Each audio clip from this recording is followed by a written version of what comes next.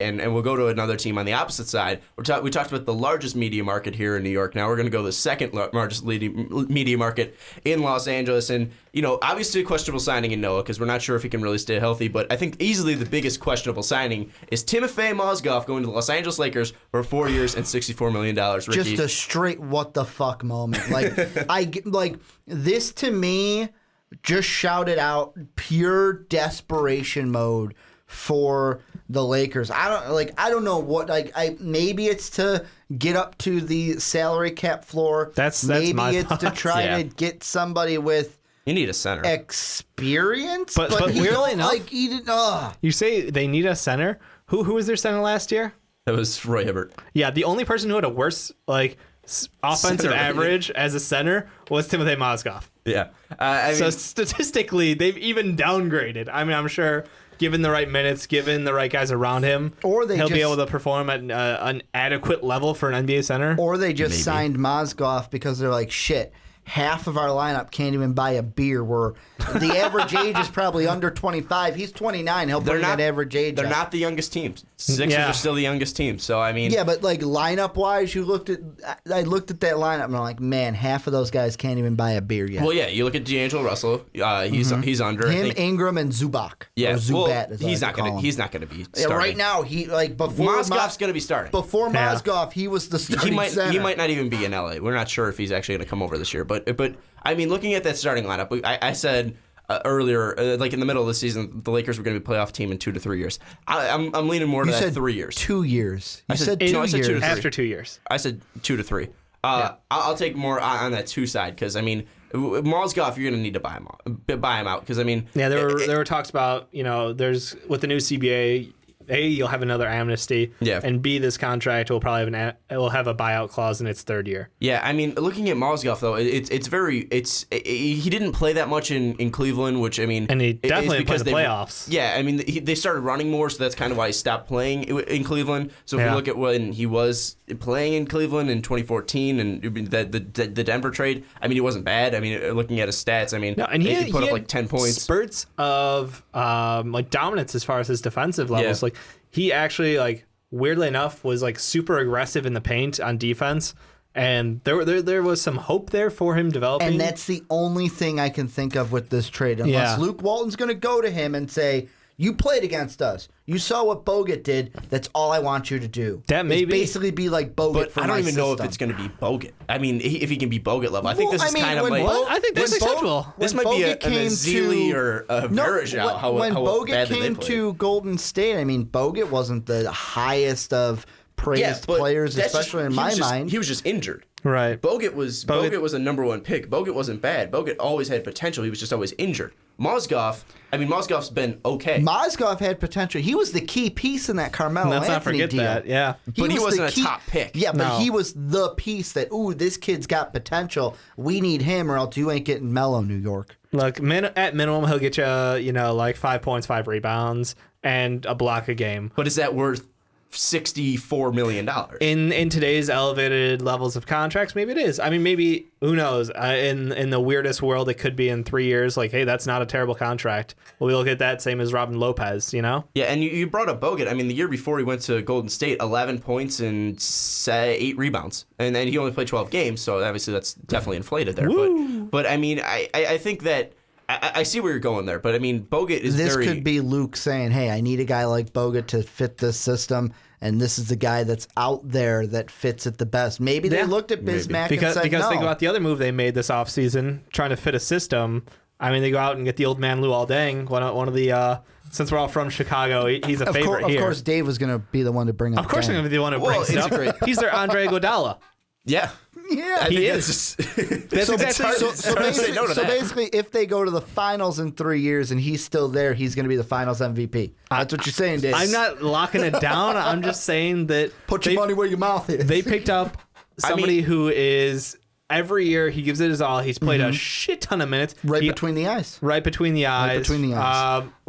look, this guy, world of respect from everyone who plays the game. I remember like way back 2007, Kobe was like, I want to go play with Luol Deng. It was kind of weird. He was like, that was when they're rumoring like trades to Chicago. He was like, as long as you don't trade Deng for me, I'm happy. Yeah. Like, if you got to respect him, when he left, Dwayne Wade reached out to him and like congratulated him. He is one of the hardest workers in the league, and he still puts up consistent points, consistent play, rebounds, assists. Like, this guy, he actually reemerged with Chris Bosh out. He had some of the best performance of the year. They started going at that small point. ball. Yeah, I mean, I think they had him around like the They had him center at the position. 4. Yeah, and then I think Joe Johnson was somewhere in there. I mean, It was weird. the thing, I mean, they obviously had one of the worst signings in Mozgov, and I mean, obviously we have to see it play out and develop, and maybe it will be a great signing, but looking at it right now, it's probably the worst signing because there's not that much potential there. With Deng, you know what you're getting, But it is a 4-year contract for a guy who's over 30 years old. But I mean, if it could be more of a mentorship because I mean he's from Duke. I am absolutely with you on Ingram's that. from Duke, Look, same I am position. all upside on this. I just got to answer to all of the people who are going to question this. He's only 31 though. So at 34, is he worth $19 million? He's 31. Okay, He's got the body of like a 50-year-old, but yeah. So at 35, does he have the worth of $18 million? Probably I don't not. know. Probably not. But let's be honest, he is the perfect guy to have in this locker room to help develop young guys like D'Angelo Russell, like Brandon Ingram, like Randall. Like, he is going to help guide this next generation of Lakers players to have that right mentality, to behave like professionals, and help them build their game at a level where they really didn't have anybody in the locker room you wanted people around. I mean, look at Deng. I mean, obviously, I'm not saying we can contribute all of their potential. Oh, absolutely. And progression. That's what we're gonna do here. Progression to Deng, but D Rose. I mean, obviously, Deng was probably a very big part of his development there. You could talk about Joakim Noah, him coming in. That was obviously probably a big part of his development. Even Jimmy Butler. I mean, he was drafted in 2011, and then once Deng left, he finally took over. We saw the emergence of Jimmy Butler. Yeah, I mean, I think Deng is a fantastic signing for the Lakers here, and I'm not saying this makes them a playoff team. No, I'm not saying God, that at all, no. But I mean, if they're lucky, they'll win 25. Yeah. Yeah, I would say that. I think 25 is reasonable. Pretty fair. And They'll probably pass the Kings because the Kings will fall off. The big question is, if they're going to lose their pick next year, because it is top 3 protected again. Yeah. So, I mean, you don't want to do too good. Let's watch out. maybe we bring back Byron Scott as an assistant coach here. The Tank Commander. But they re-signed Clarkson, though. Yeah, nice job. They did. They didn't fuck that up. Clarkson was a good signing. I mean, I don't even think he got the max, did he? Well, he's a second-round draft pick. Yeah. So due to his age, that was the most he could get. But I don't even think he got the max for the second-round contract. Oh, wow. I don't think he got the max for there. If you look at his contract, if I could speak correctly, 4 years, $50 million. Yeah. So I mean, obviously, bargain for somebody who's going to bring.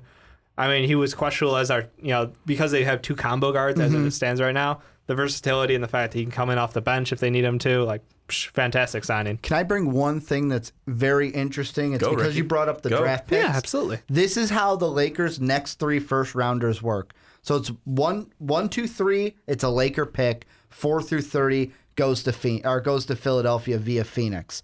Next year, it goes to Philadelphia, if not already settled. So no matter what, next year's pick in 2018 is going to the 76ers. Yeah. However, if the 76ers get the 2017 pick, the 2019 pick goes to Orlando. Wait, because the 2019 pick goes to Orlando if LA conveys first-round pick to Philly in 2017. So is that a part of the Dwight Howard trade?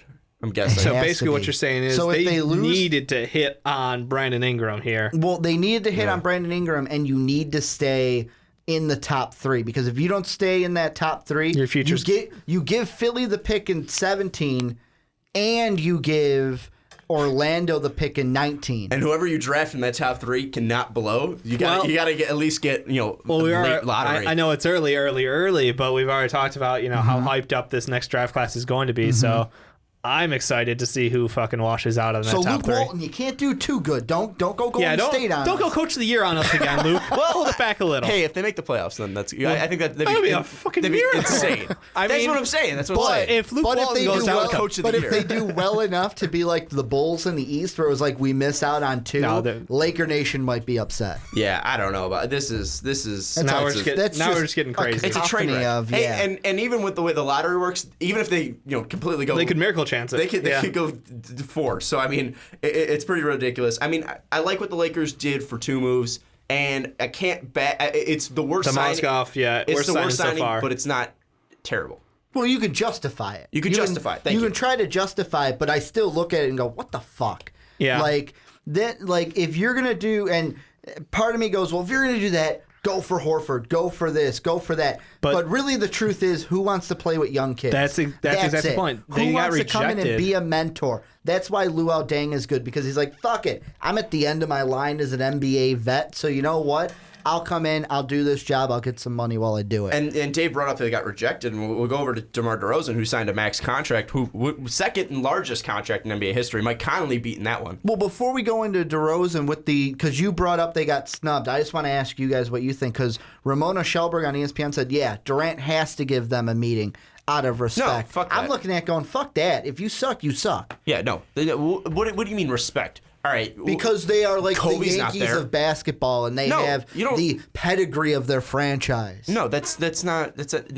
I'm That's like, why? nothing I'm to going to me. waste your time and my time then to you have hear to- you talk to me about something I'm never going to do. Then you have to give respect to the Bulls. You have to give respect to The Celtics, obviously. You got to Celtics, give the they king. did. You got to give the king a meeting. Then LeBron's got to come by himself. There you GM go. LeBron. I think that's bullshit. What you don't have to respect him there.